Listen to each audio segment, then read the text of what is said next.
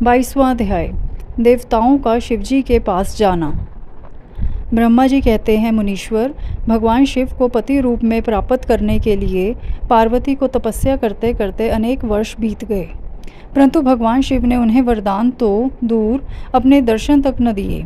तब पार्वती के पिता हिमाचल, उनकी माता मैना और मेरु एवं मंदराचल ने आकर पार्वती को बहुत समझाया तथा उनके वापस घर लौट चलने का अनुरोध किया। तब उन सबकी बात सुनकर देवी पार्वती ने विनम्रतापूर्वक कहा, हे पिताजी और माताजी, क्या आप लोगों ने मेरे द्वारा की गई प्रतिज्ञा को भुला दिया है? मैं भगवान शिव को अवश्य ही अपनी तपस्या द्वारा प्राप्त करूंगी। आप निश्चिंत होकर अपने घर लौट जाएं। इसी स्थान पर महादेव जी ने क्रोधित होकर कामदेव को भस्म कर दिया था और वनों को अपनी क्रोधाग्नि में भस्म कर दिया था। उन त्रिलोकीनाथ भगवान शंकर को मैं अपनी तपस्या द्वारा यहाँ बुलाऊंगी। आप सभी यह जानते हैं कि भक्तवत्सल भगवान शिव को केवल भक्ति से ही वश में किया जा सकता है। अपने पिता, माता और भाइयों से ये वचन कहकर देवी पार्वती चुप हो गईं।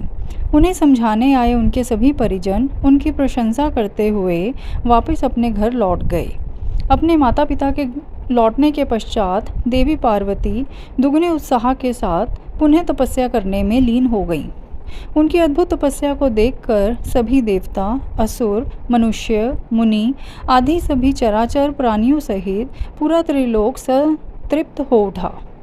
देवता समझ नहीं पा रहे थे कि पूरी प्रकृति क्यों उद्विग्न और अशांत है।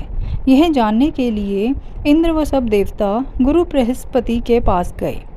तत्पश्चात वे सभी मुझ विधाता की शरण में सुमेरु पर्वत पर पहुँचे। वहाँ पहुँचकर उन्होंने मुझे हाथ जोड़कर प्रणाम किया तथा मेरी स्तुति की।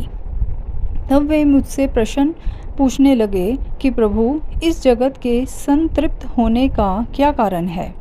उनका यह प्रश्न सुनकर मैंने त्रिलोकीनाथ भगवान शिव के चरणों का ध्यान करते हुए यह जान लिया कि जगत में उत्पन्न हुआ दाह देवी पार्वती द्वारा की गई तपस्या का ही परिणाम है।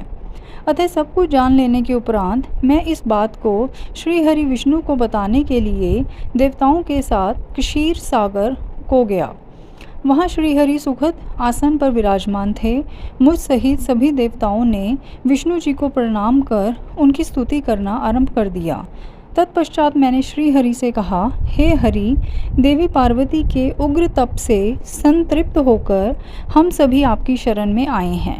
हम सबकी रक्षा कीजिए। भगवान, हमें बचाइए। हमारी करुण पुकार सुनकर शेष शैया पर बैठे श्रीहरि बोले, आज मैंने देवी पार्वती की इस घोर तपस्या का रहस्य जान लिया है, परंतु उनकी इच्छा को पूरा करना हमारे वश की बात नहीं है। अतः हम सब मिलकर त्रिलोकीनाथ भगवान शिव के पास चलते हैं। केवल वे ही हैं जो हमें इस विकट स्थिति से उबार सकते हैं। देवी पार्वती तपस्या के माध्यम से भगवान शिव को पति रूप में प्राप्त करना चाहती हैं। इसलिए भगवान शिव से यह प्रार्थना करनी चाहिए कि वे देवी पार्वती से विधिवत विवाह कर लें। हम सभी को इस विश्व का कल्याण करने के लिए भगवान शिव से पार्वती का पानी ग्रहण करने का अनुरोध करना चाहिए। भगवान विष्णु की बात सुनकर सभी देवता भयभीत होते हुए बोले, भगवान शिव बहुत क्रोधी और हठी हैं। उनके नेत्र काल की अग्नि के समान दीप्त हैं। हम भूलकर भी भगवान शंकर के पास नहीं जाएंगे। उनका क्रोध सहा नहीं जाएगा। उन्होंने कामदेव को भस्म कर दिया था। हमें डर है कि कहीं क्रोध में वे हमें भी भस्म ना कर दें।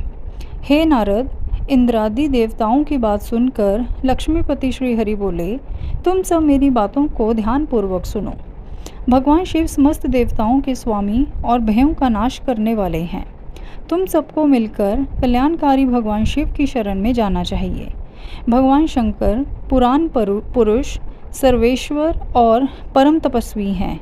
हमें उनकी शरण में जाना ही चाहिए। भगवान विष्णु के इन वचनों को सुनकर सब देवता त्रिलोकीनाथ भगवान शिव का दर्शन करने के लिए उस स्थान की ओर चल पड़े जहाँ महादेव जी तपस्या कर रहे थे। उस मार्ग में ही देवी पार्वती उत्तम तपस्या में लीन थीं।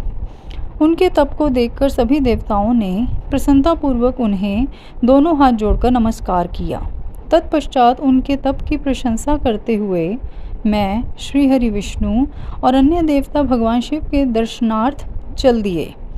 वहाँ पहुंचकर हम सभी देवता कुछ दूरी पर खड़े हो गए और हमने तुम्हें भगवान शिव के करीब यह देखने के लिए भेजा कि वे कुपित हैं या प्रसन्न। नारद, तुम भगवान शिव के परम भक्त हो तथा उनकी कृपा से सदा निर्भय रहते हो, इसलिए तुम भगवान शिव के निकट गए तथा तुमने उन्हें प्रसन्न देखा। फिर तुम वापस लौटकर हम सभी के पास आए तथा उनकी प्रसन्नता के बारे में हमें बताया। तब हम सब भगवान शिव के करीब गए। भगवान शिव सुखपूर्वक प्रसन्न मुद्रा में बैठे हुए थे। भक्त वत्सल भगवान शिव चारों ओर से अपने गणों से घिरे हुए थे और तपस्वी का रूप धारण करके योग पट पर आसीन थे। मैंने श्री हरि और अन्य देवताओं ने भगवान शिव शंकर को प्रणाम करके वेदों और उपनिषदों द्वारा ज्ञात विधि से उनकी स्तुति की।